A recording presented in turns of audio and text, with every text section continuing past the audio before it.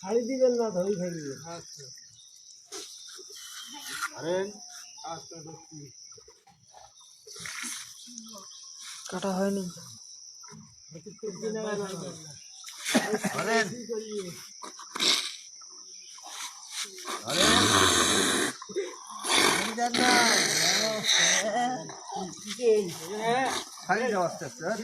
এখন ধীরে ধীরে ছাড়ি দাও।